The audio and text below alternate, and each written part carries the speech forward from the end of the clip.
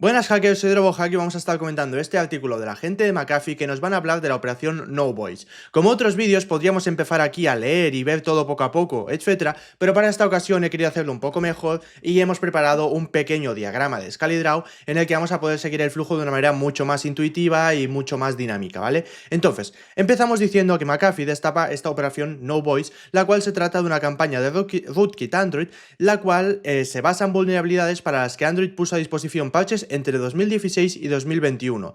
Es decir, que los dispositivos que estén actualizados desde 2021 en adelante, pues deberían estar seguros. Aún así, los dispositivos parcheados que descargaron estas aplicaciones podrían haber estado expuestos a cargas útiles potenciales desconocidas fuera de lo descubierto. Es decir, esta gente de McAfee ha descubierto ciertos exploits o ciertos métodos, pero esas aplicaciones que son maliciosas podrían tener otro tipo de ataques o otro tipo de exploits que no conocemos y que atacaran a versiones posteriores de Android, ¿no?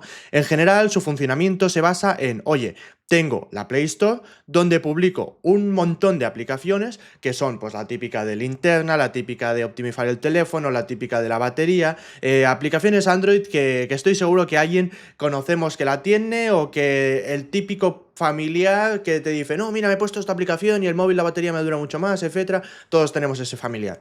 Y el usuario, a priori, está contento porque la aplicación funciona perfectamente, hace lo que le ha prometido, o le ahorra batería, o se enciende la linterna, o lo que corresponda. El problema es que en el background contacta con un servidor remoto, perfila el dispositivo, es decir, hace un fingerprinting, y además descarga exploits de root adaptados al hardware y software específicos de ese dispositivo. Es decir, que obtiene un control total del dispositivo en el que estamos operando. Y un ejemplo de payload básicamente es cuando se ejecuta WhatsApp, recopila todos los datos necesarios para clonar la sesión y envía toda la infraestructura del atacante. Es decir, captura una serie de cosas necesarias para que yo desde otro dispositivo pueda literalmente coger tu cuenta, me la pongo en mi teléfono y hacer lo que a mí me interese, ¿no? Como atacante. Además, es un malware muy persistente. De hecho, en versiones de Android 7 y anteriores no reciben actualizaciones de seguridad a partir de septiembre de 2021 y en estos dispositivos el malware es muy persistente porque un restablecimiento de fábrica estándar no lo elimina. Solo flashear el dispositivo con un firmware limpio restaura completamente el dispositivo. Es decir, nosotros vamos a ajustes y a restaurar de fábrica, eso con este malware no funcionaría en estas versiones de Android. Tendríamos que pues, abrir el bootloader, cargar una nueva ROM y hacer una instalación completamente fresca, ¿no? La analogía sería, pues en Windows dale al botón de eliminar todos los ficheros o conectar un USB con una nueva ISO, borrar particiones, etcétera, ¿no? En este caso, pues tendríamos que hacer la segunda opción si quisiéramos eliminar este malware completamente de estas versiones de Android. Además, tiene un alcance de, oye, si se han identificado, mejor dicho, 50 aplicaciones maliciosas, que se dice pronto, con más, o sea, bueno, con más no, con al menos 2.300.000 descargas, que también se dice pronto. Y las tasas de infección más altas se encuentran en Nigeria, Etiopía, Argelia, India y Kenia, ¿no? Al final podemos ver que mucha parte es en la zona de África o etcétera, donde puede que pues haya un menor poder adquisitivo, donde haya un mayor uso de dispositivos antiguos o bueno, sí, en general dispositivos antiguos, ¿no? Vemos que también hay repartido por el resto del mundo, por ejemplo, pues en la India también está pegando fuerte, aquí en Estados Unidos no sé por qué de golpe ahí en medio también hay un gran abanico, pero bueno, en general pues vemos que se concentra todo en estos países concretos, ¿no? O al menos que cubren más parte del país, ¿no? Entonces, lo que vamos a hacer ahora es la cosa chula y es vamos a hacer un análisis de malware de cómo funciona esto, ¿no? Esto es todo el diagrama de cómo funciona este malware, empezando por la entrega, pasando por el gatekeeper, el plugin, etcétera, etcétera, etcétera. Vamos a ir viendo cada uno de estos pasos, lo vamos a ir de manera progresiva y vamos a ir entendiendo cada uno de los diferentes puntos, ¿no? Entonces, vamos a empezar por el principio, que es el delivery, la entrega, ¿vale? Que sería esta parte de aquí arriba. Lo primero que hacemos es que tenemos la Play Store, donde pues descargamos nuestra aplicación, evidentemente, y se instala nuestra aplicación base, nuestro dropper. Una vez tenemos esto, lo que hace es, oye, al abrirse una aplicación sin interacción del usuario y integrado dentro del SDK de Facebook, hace una serie de comprobaciones iniciales, que básicamente comprueba si el dispositivo ya ha sido procesado, es decir, si ya estoy, imaginémonos que abro esta aplicación varias veces o lo que sea, pues oye, lo primero que miro es, oye, a lo mejor ya lo he procesado este dispositivo, o como tengo tantas aplicaciones, una de linterna, una de batería, una de no sé qué, pues a lo mejor el usuario pues tiene la mala suerte que se ha descargado 2 o 3 aplicaciones que están infectadas, ¿no? Pues en este caso hago esta comprobación. Además, miro si estoy en una versión de Android pues inferior a la que a mí me interesa para poder realizar el ataque, ¿no? Entonces, posteriormente, si estas comprobaciones se superan, la app lee una imagen políglota desde un directorio de assets. Por si alguien no tiene claro el concepto de políglota, básicamente significa, o sea, el concepto de una técnica políglota es en la matriz Mitre Attack, los archivos políglotas son descritos como archivos que corresponden a varios tipos de archivo a la vez y que funcionan de manera diferente según la aplicación que la inician. Se utilizan para disfrazar malware para el usuario, así como algunos mecanismos básicos de protección. Parecen algo completamente inofensivo, por ejemplo, una imagen o un documento, pero en realidad contienen código malicioso. Además, el código puede ser escrito en varios lenguajes de programación a la vez, ¿vale? Entonces sería algo así, ¿no? Como que sería una imagen que aparentemente es una imagen, pero que por dentro puede tener cierto código. De hecho, aquí a la derecha tenemos una imagen aparentemente normal, pero que está escondiendo un payload. El payload malicioso se encuentra después del marcador inet, es decir, si nosotros miráramos ¿cómo se llama esto? Viéramos la representación hexadecimal o los bytes de esta imagen, lo que nos encontraríamos es, oye, a partir de este iEnt empieza o sea, tendríamos el payload y aquí el número mágico Cafe Babe, lo vemos aquí que pone Cafe Babe, sería como el magic byte o el punto en el que nuestra aplicación sabría que empieza el código malicioso dentro de esta imagen, ¿no? Y básicamente esta imagen, o sea, a partir de esta imagen, mejor dicho, se extrae un payload cifrado oculto dentro de, o sea, que es enc.apk, encrypted.apk o algo así, el cual se descifra para generar un nuevo archivo llamado h.apk, que aquí vemos que se descifra con RC4. Y el archivo descifrado se carga en memoria. Entonces, de momento lo que tenemos es que descargamos la aplicación de Play Store, tenemos un cierto JPG que a priori es inofensivo, pero que dentro contiene ciertos datos de una aplicación encriptada, la cual cierta aplicación que contiene una aplicación encriptada, y esta desencripta otra tercera aplicación que es h.apk, la cual se carga en memoria. Una vez esto se ha completado, pasamos al siguiente paso, que es el The Gatekeeper, el guardián, el cual lo primero que hace es, oye, h.apk carga la librería nativa de libkwc.so y controla toda la fase.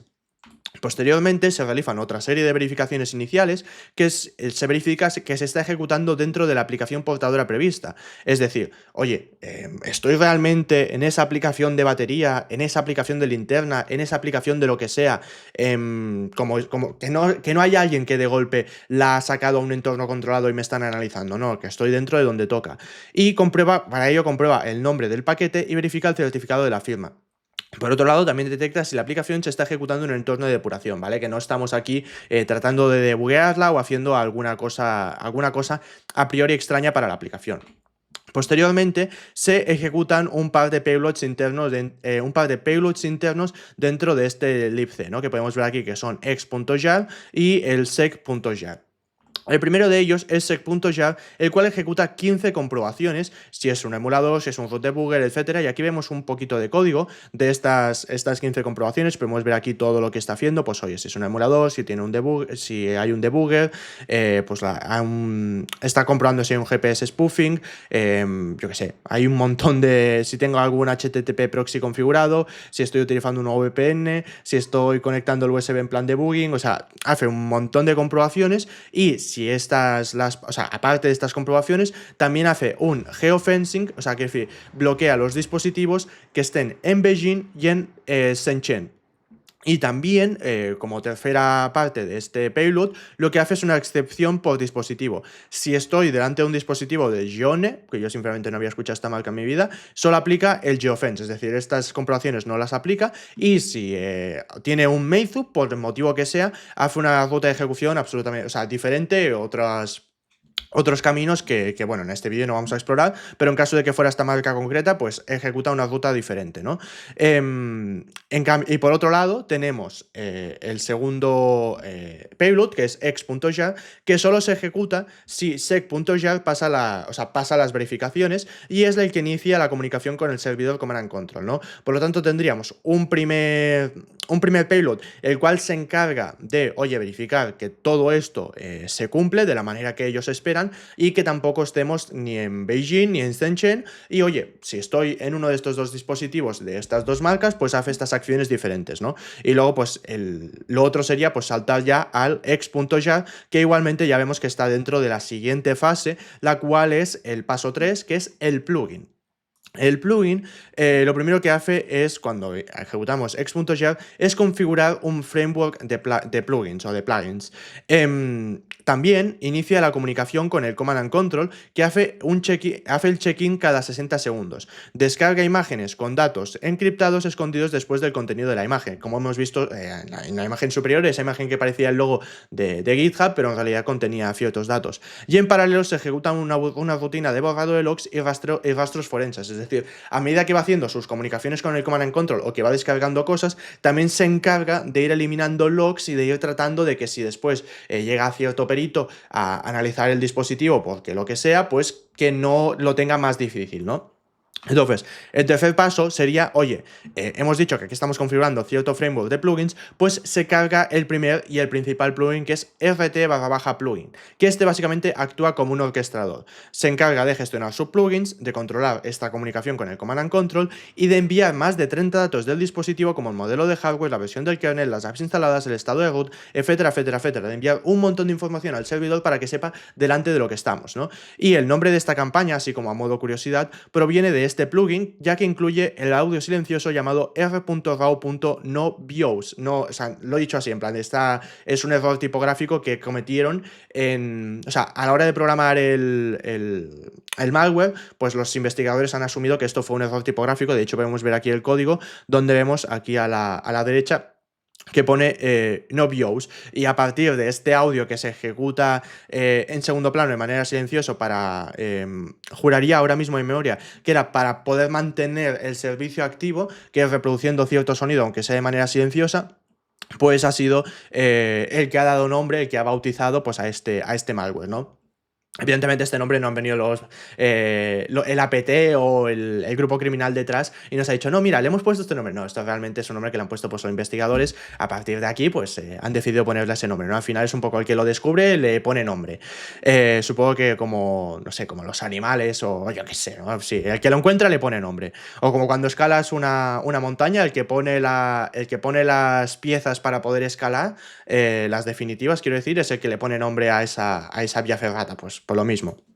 Entonces, y por último, hacemos un check-in, que es como cuando vas a un hotel y haces el check-in, por lo mismo, ¿no? Aquí, oye, registro el dispositivo y lo que hago es decir, oye, te digo el dispositivo, la identidad que tiene, que lo hago a partir de todos estos datos que he recolectado, y también te digo si ha sido ruteado o no ha sido ruteado. Esto se lo comunico ¿cómo se dice esto? Al servidor, al Command and Control, para que lo tenga en cuenta. Aquí, ojo, cuidado, que estoy con la cara, espero no haber tapado demasiado.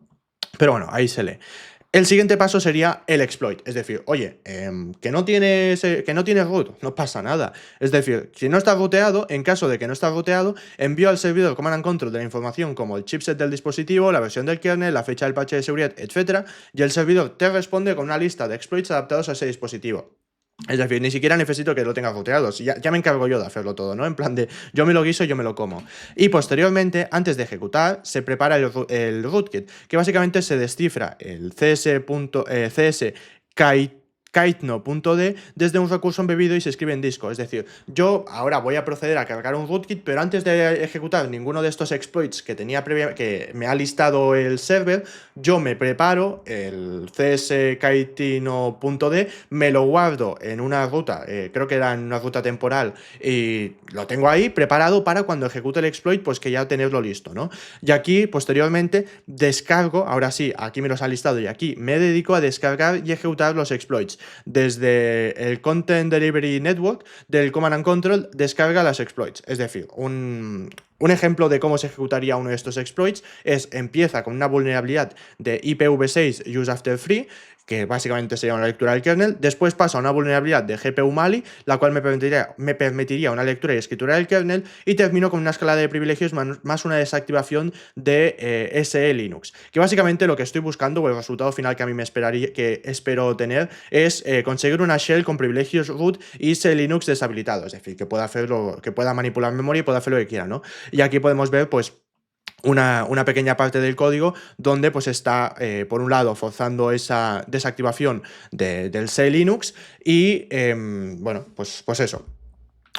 Posteriormente, el último paso dentro de esta pequeña etapa, si no se me va, ahí estamos. El último paso dentro de esta etapa sería la postexplotación, que es, oye, desde esta shell que he conseguido en este paso 3, pues ya finalmente cargo el cskiteno.d y aquí terminaría la fase de explotación y empieza la persistencia, ¿no? En este punto, oye, ya me he comunicado con el server, le he dicho quién soy, si estoy rooteado, si no lo estaba, he conseguido rootearme, he conseguido una shell con los máximos privilegios y pudiendo manipular memoria como yo quiera. Y ya tengo mi rootkit cargado, que un rootkit, por si alguien no lo tiene, bueno, a buenas horas lo digo, pero básicamente es un driver de modo kernel malicioso, ¿vale? Es decir, que tengo muchos permisos o muchos privilegios. El paso 5 ya llegaríamos a nuestro maravilloso, a nuestro rootkit, en el cual cskiteno contiene 4 payloads cifrados. Contiene ASBMOL y BDL-OMSD, los cuales son hooks de librerías para ARM32 y ARM64, JK-Patch, que es un bytecode patcher, y Watchdog, que es un daemon de persistencia, ¿no? De hecho, aquí los podemos ver como tengo aquí los cuatro elementos, ¿no? Entonces, vamos a ir por pasitos. En la fase inicial, lo primero que hacemos es, oye, yo primero voy a asegurarme de que yo soy un rootkit y soy malicioso, pero yo tampoco quiero competencia, quiero decir, aquí yo quiero el pastel para mí. Primero me encargo de mirar si hay otros rootkits que están infectando el dispositivo y me encargo de eliminarlos. Me parece que esto es lo único positivo que se puede llevar el usuario, ¿no? En plan de, oye, mira, que a lo mejor tienes otro rootkit, me lo llevo, pero pongo el mío. Posteriormente se hace un despliegue, es decir, descifro estos payloads que hemos dicho aquí y los escribo en disco, porque nosotros cuando los hemos descargado previamente, en la fase anterior, se descargan, pero se descargan cifrados.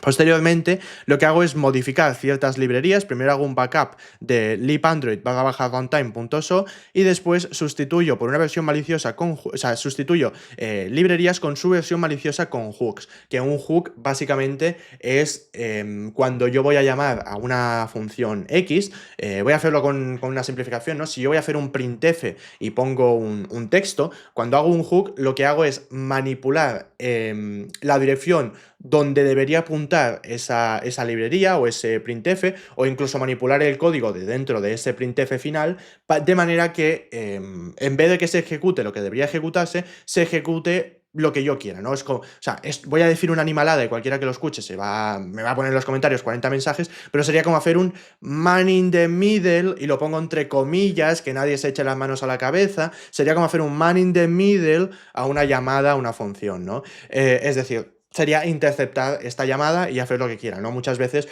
lo que se puede llegar a hacer es, oye, intercepto, hago lo que sea y luego termino ejecutando esta función o la ejecuto manipulada o lo que sea, ¿no? Podemos hacer, hay 1000 variantes y 1000 cosas que se pueden llegar a hacer con esto. Entonces, posteriormente hago una sustitución de libmedia.jni.json, el cual básicamente lo que está haciendo todo esto es interceptar funciones del sistema y redirigirlo al código del atacante. Un poco lo que os he explicado del man on the middle, y lo pongo entre comillas porque ya nos conocemos todos. Que luego pasa luego me decís lo que me decís. Entonces, posteriormente se realiza una segunda capa de persistencia, la cual modifica el bytecode del framework precompilado en disco y por lo tanto, aunque se restauren las librerías originales, el código precompilado sigue conteniendo direcciones maliciosas. Es decir, estoy asegurándome de que voy a tener esto bien hookeado, tanto en tiempo de ejecución como si reinicio el dispositivo, pues esto va a seguir estando hookeado, ¿vale?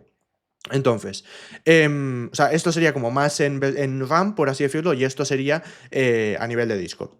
Entonces, dicho esto, pasamos a uno de los exploits, que sería el Watchdog, el cual, a ver, el cual básicamente nos asegura una persistencia tras el reinicio.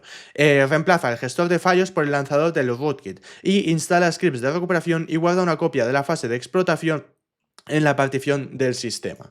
Posteriormente, tenemos un mecanismo de vigilancia que es este watchdog que ejecuta comprobaciones cada 60 segundos y si falta algún componente lo reinstala. Si falla repetidamente, fuerza un reinicio y en general se encarga de asegurar que el rootkit siga activo. Y aquí podemos ver un pequeño payload del watchdog descifrado, escrito en disco con permisos asignados y ejecutado con un intervalo de reinicio de 60 segundos, ¿no? Y aquí pues podemos verlo, que aquí está pues asignando permisos al watchdog y aquí está haciendo que, oye, cada menos W60, que podemos entender que esto cada 60 segundos se está ejecutando, ¿no? Pero curioso, esto de que, oye, falta algo o eliminas algo. Imagínate que esto pues depende de cierta aplicación que tú luego vas al menú de ajustes, es una aplicación que no conoces y la desinstalas o lo que sea. Oye, pues, o cierto mecanismo de antivirus del dispositivo elimina no sé qué componente, pues lo volvemos a poner, no pasa nada, ¿no? Es curioso.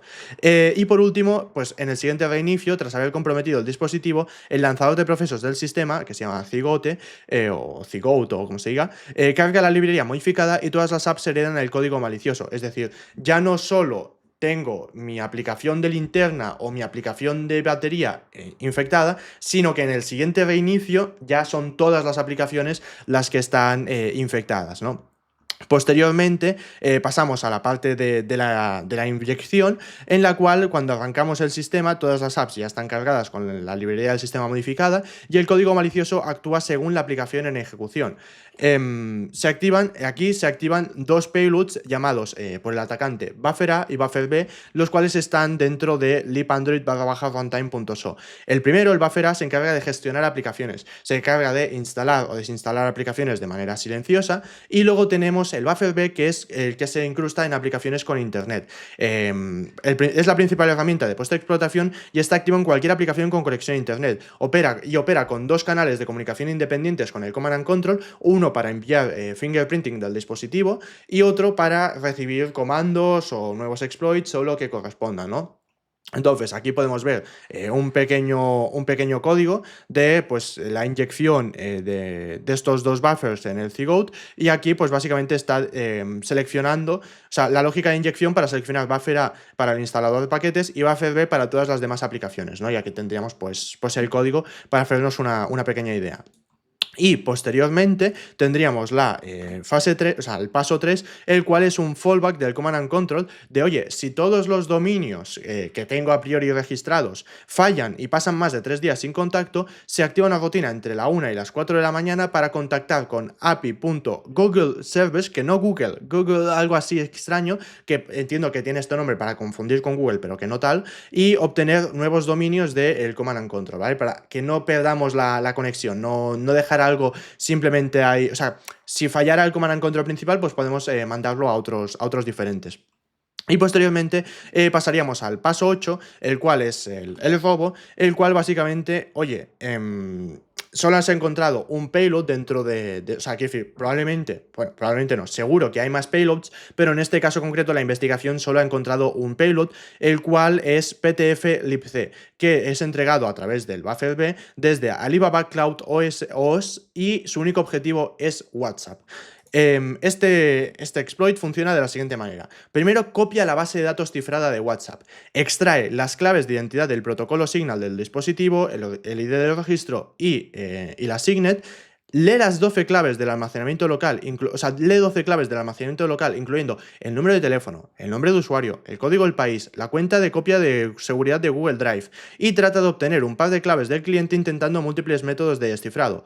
Cuando ya tiene todo esto, exfiltra los datos y envía la información robada a api.googleservice.com utilizando múltiples capas de cifrado y elimina la copia temporal de la base de datos tras completar el proceso. Con todo esto, se puede clonar la sesión sin problema, es decir, con toda esta información un atacante es capaz de clonar la sesión de WhatsApp de la víctima y en otro dispositivo. Y aquí a la derecha podemos ver un pequeño código que accede a la base de datos cifradas del protocolo Signal de WhatsApp para su exfiltración, y aquí pues tendríamos el código, ¿vale?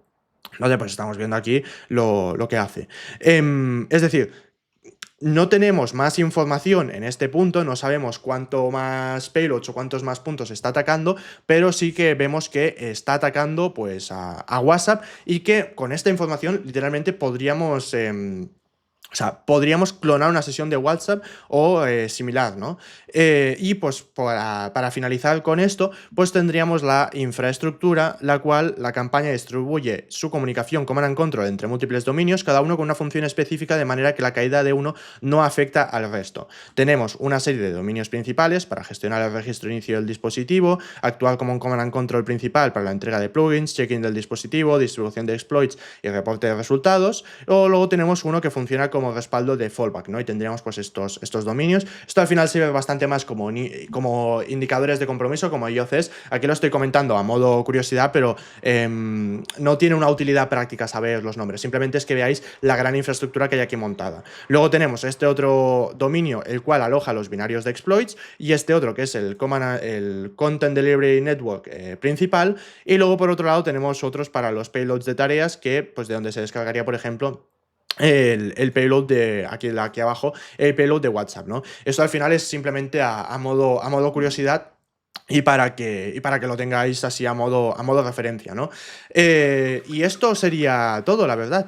Espero que os haya gustado mucho este vídeo. He intentado ir un poco más fluido, hacer algo un poco más dinámico y coger un artículo que a priori era un poco más denso, un poco más aburrido, y tratar de hacerlo un poco más dinámico. Yo creo que con el diagrama puede quedar más chulo. Por favor, dejadme en comentarios si os ha gustado, si os ha parecido entretenido y si os gusta más este formato que simplemente estás leyendo.